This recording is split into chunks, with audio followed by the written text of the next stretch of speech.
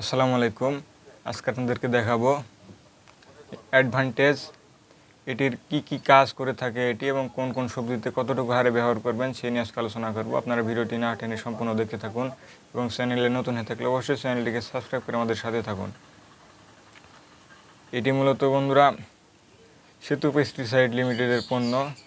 এটি মূলত বন্ধুরা এফএমসির পণ্য, আমেরিকার পণ্য, খুবই ভালো কাজ করে থাকে, আপনারা জানেন। এটি একটি কীটনাশক বিএসএসসি। এটি কি কাজ করে থাকে সে নিয়ে আজকে আলোচনা করব। এটি বন্ধুরা আপনার সকল ধরনের সবজিতে ব্যবহার করতে পারবেন এবং পান বরজও স্প্রে করতে পারবেন।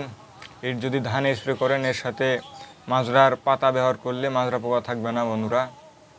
এবং অন্যান্য সবজিতে বা পান বরজ যদি স্প্রে করেন আপনার পিলি দিয়ে, তাহলে দেখবেন যে কেঁচোগুলো মারা যাবে, যেগুলো কেঁচো থাকবে সেগুলো মারা যাবে এবং আপনার পান বরজে কেঁচো সহ অন্যান্য পোকাগুলো মারা যাবে। সেজন্য আপনি এটি ব্যবহার করতে পারবেন যদি পিলে দিয়ে স্প্রে করেন।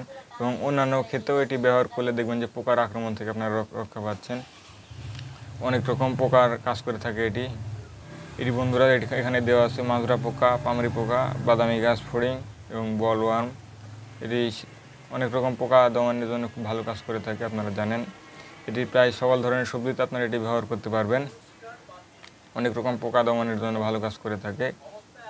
এটিতে গ্রুপ আছে বন্ধুরা। এটার প্রতি লিটারে 200 গ্রাম সক্রিয় উপাদান কার্বোসালফান বিদ্যমান, সেজন্য এটি পোকা দমনের জন্য খুব ভালো কাজ করে থাকে। এটি আপনারা ব্যবহার করতে পারবেন। প্রায় সকল ধরনের পোকা বা কিছু সহ অন্যান্য পোকাগুলো এটি মারা যাবে। এবং এটির ব্যবহার বিধি আপনাদেরকে বলে রাখি। এটির ব্যবহার বিধি আপনার পান বরজে যখন আপনার পিলে দিয়ে স্প্রে করবেন কেঁচো মারার জন্য, তখন এটি আপনারা 1 ডুব পানিতে 20 ml হারে ব্যবহার করবেন।